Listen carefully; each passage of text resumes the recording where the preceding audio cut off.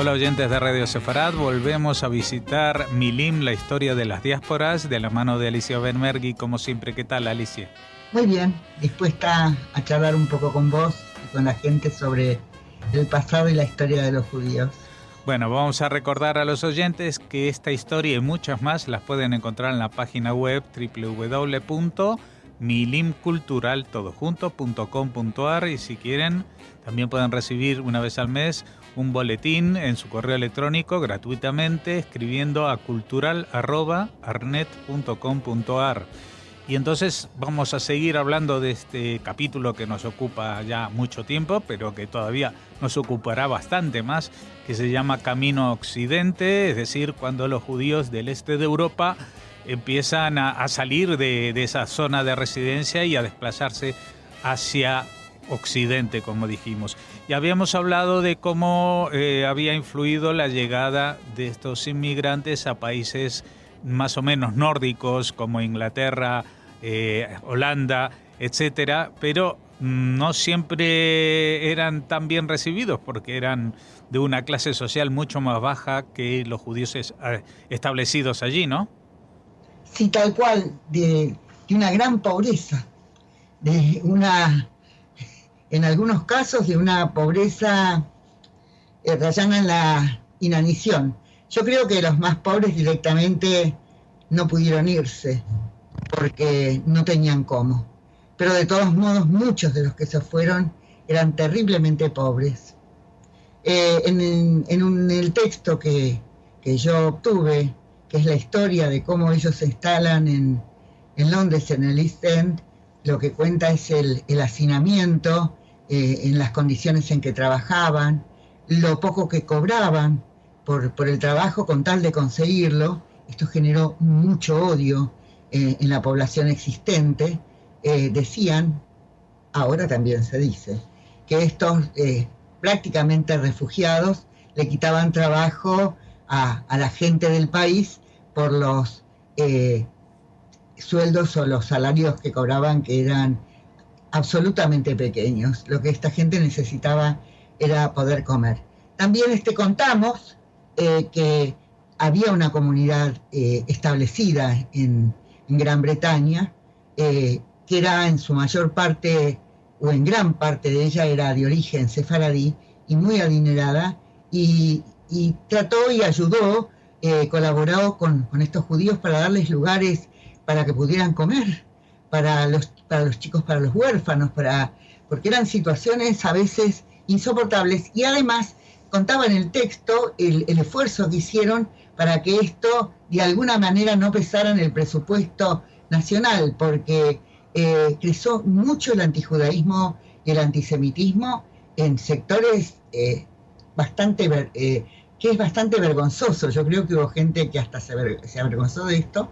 Estamos hablando de estamos llegando a fines del siglo XIX, en los sectores socialistas, donde verdaderamente se decían algunas cosas sobre esta inmigración penosas y vergonzosas. Y esto pasó, nosotros hablamos de historia, y cuando hablamos de historia, yo voy a decir las fechas o más o menos las épocas para cuando esto pasó en casi todas partes. Pasó, por ejemplo, también que en un momento dado también muchos judíos llegan a Holanda, llegan sobre todo a Ámsterdam, llegan a esa región, y llegan los judíos pobres, los ashkenazim. Ya para el siglo XIX habían desaparecido las grandes fortunas sefaradíes, y también los que llegan son muy pobres. Yo no sé por qué, no sé si hay alguna traducción en yiddish, no sé si vos me podés ayudar, porque a Ámsterdam la llamaron Mokum. Y hubo una gran, sobre todo en el siglo XX, Mokum era una ciudad, Ámsterdam era una ciudad habitada por gran número de judíos ashkenazim. Fue una de las ciudades que tuvo una importante población judía. Y entonces empiezan toda una cosa, ya había empezado en la época de los sefaradíes muy adinerados, que cuando pudieron se sacaron de encima a los judíos que se escapaban del este, sobre todo de las persecuciones y de la Sí, de las persecuciones que hubo.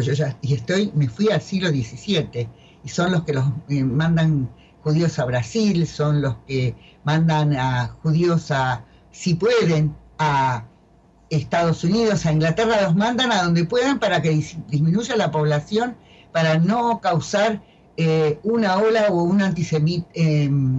un sentimiento antijudío en la población. Es decir, en general, los inmigrantes más antiguos resienten, y eso es en todas partes lo mismo, y no solo entre judíos, no estoy hablando solo de judíos, resienten a las inmigraciones más recientes, porque lo que sienten es que empiezan a cuestionarles su propio lugar. Así que también desde Inglaterra parece ser que fueron enviados judíos también a Sudáfrica, a Nueva Zelanda y también a Australia. Si vamos a hablar de Sudáfrica, lo que tenemos es que volver a nuestros antiguos judíos sefaradíes. Muchas veces ellos también en estos falsamente conversos o los criptojudíos. La verdad que yo no uso la palabra marranos porque me resulta incómoda y desagradable, pero muchos de ellos fueron llamados marranos. Y estos llegaron tempranamente, junto con los holandeses, a lo que es Sudáfrica. Y muchos de ellos, después recuperan su identidad judía y son los primeros judíos que se van a instalar en Sudáfrica de origen sefaradí. Y después también empiezan a llegar en 1871. Aparentemente 1840 más o menos. En Cape Town o en Ciudad del Cabo, parece que es la primera llegada de inmigrantes de judíos ashkenazim. Y principalmente la mayor parte de la inmigración que llegó a Sudáfrica fueron judíos de Lituania. Ellos fueron los que más tempranamente se instalaron en Cape Town y en ciudades o en poblados más pequeños. Y como siempre, tuvieron características de buenos artesanos. ¿A qué se dedicaban los judíos? Los judíos eran sobre todo sastres, eran carpinteros, peleteros, por supuesto había extraordinarios joyeros, o no tan extraordinarios, pero sabían trabajar el metal, hacían zapatos. Es decir, el judío como artesano estaba capacitado para ganarse la vida aún muy pobremente en variadas especialidades, y en general trataban de hacerlo bien porque había que comer.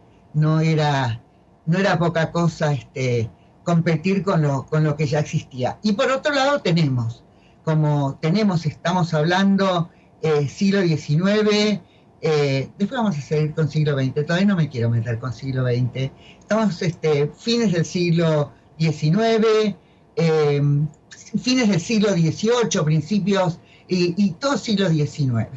Y siglo XIX de lo que nos habla es también de una inmigración importante, no demasiado extensa ni numerosa, de Europa a Estados Unidos, y de lo que son los antiguos reinos y principados germánicos, de lo que todavía no se convirtió en Alemania.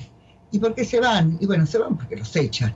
Se van porque una familia, un padre podía conservar junto a sí en muchos poblados a su hijo mayor, pero no el resto de la familia. Esa familia tenía que emigrar.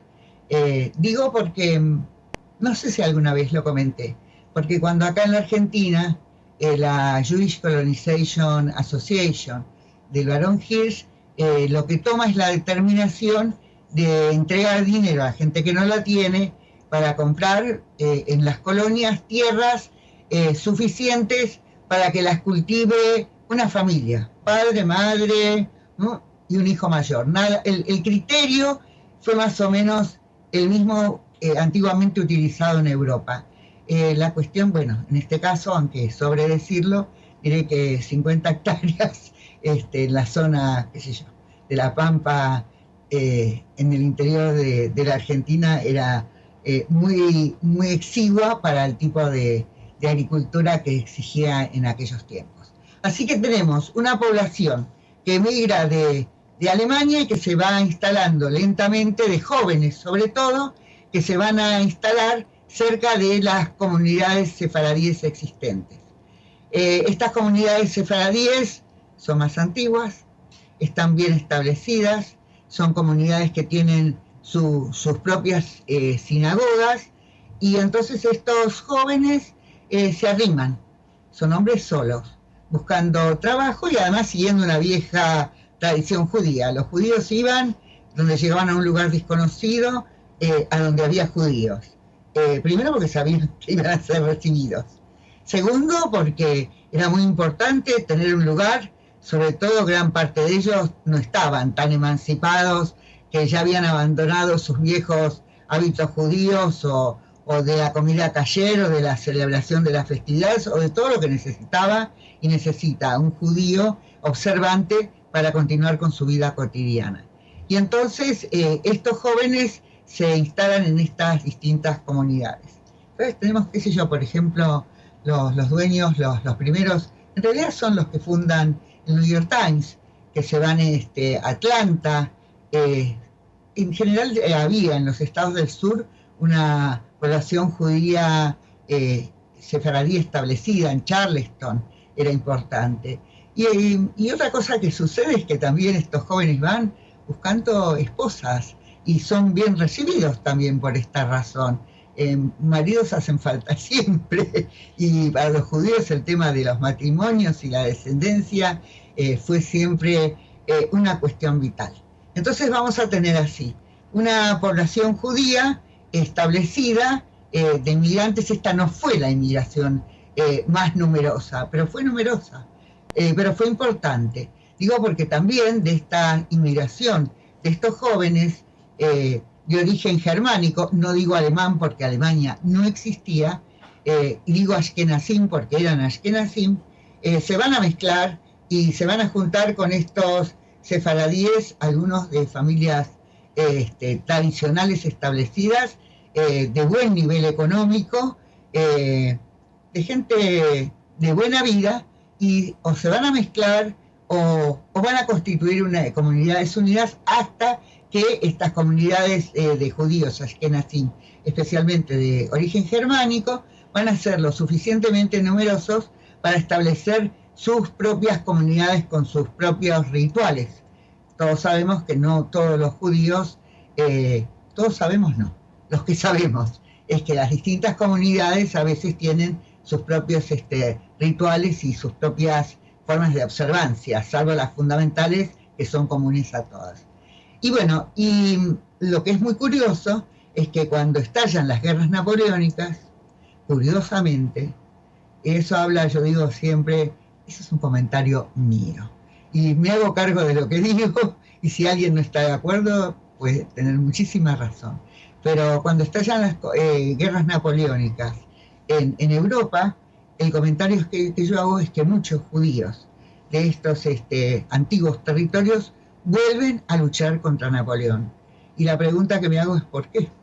Si cuando terminan la guerra y se produce el Congreso de Viena, a los judíos les fue retirada la emancipación otorgada por Napoleón. Qué antiguo amor por un territorio, una región que los había tratado mal habitualmente. Habitualmente estos judíos nunca los trataron bien, apenas. ¿Qué hizo que mucha gente viniera a combatir cuando hasta todavía el sentimiento patriótico no estaba tan desarrollado? Así que acá han pasado varias cosas. Bueno, tengo tiempo para hacer una especie de pequeña síntesis. Sí, si es pequeña, sí. Bueno, la pequeña síntesis es así, que tenemos para más o menos 1870, en Francia tenemos una población judía extremadamente pobre, que va a aumentar para 1880, que va a vivir en el Marais o en antiguos barrios donde los judíos estaban instalados mayoritariamente, una población mucho más exigua de judíos muy adinerados. extremadamente adinerados, Ashkenazim y Sefaradín, que van a tener algunos, los sefaradíes de muy antigua data estaban establecidos en Francia. Son los que participaron en la Revolución Francesa, son los que llegaron de a poco como marranos o como falsos conversos. Algunos de ellos, no todos, pero algunos de ellos muy adinerados, y que van a establecer asociaciones y relaciones comerciales y matrimoniales entre judíos ashkenazim y sefaradí. Digo porque después esto va a ser bien visible en todos los conflictos que van a surgir con el terrible antisemitismo que va a surgir en Francia más o menos para 1870 y que va a ser pero absolutamente visible con el caso Dreyfus. Y lo que va a pasar también en Inglaterra es lo mismo. Hay una población sefaradí de muy antigua data, muy adinerada, muy observante la mayor parte de ella. En cambio que no se relaciona tanto con estos judíos ashkenazim hasta que estos logran un ascenso social y económico, pero para eso va a pasar más tiempo que en Francia. Y esto tiene que ver con conflictos y cosas que después lo que se va a manifestar es en un profundo antisemitismo que empieza a circular en Europa de oeste a este y de este a oeste, no sé bien cuál lugar es peor, más o menos a partir de 1870, y donde se empieza a usar la palabra antisemitismo. Ningún neologismo, antisemitismo. Lo que a mí a veces me causa gracia, no sé si a vos no te pasa lo mismo, es que cada vez que leo artículos que hablan del nuevo antisemitismo, entonces siempre tengo ganas de preguntar cuál nuevo antisemitismo, el de hace 10 años, el de hace 20, el de hace 30, el de 40, o el de hace 5, o el de antes de ayer, porque siempre se está hablando de un nuevo antisemitismo. Tendrán características diferentes, pero bueno, ahí funciona. ¿Algo más o no, lo dejamos para nuestro próximo encuentro? Yo creo que sí, que vamos a dejarlo para dentro de 2 semanas, cuando volvamos a conectar, para seguir hablando de este camino a Occidente y recordarles a los oyentes que la dirección de la página web es milimcultural.com.ar y para el boletín tienen que escribir a cultural@arnet.com.ar. Muchas gracias, Alicia, y hasta entonces. Hasta entonces.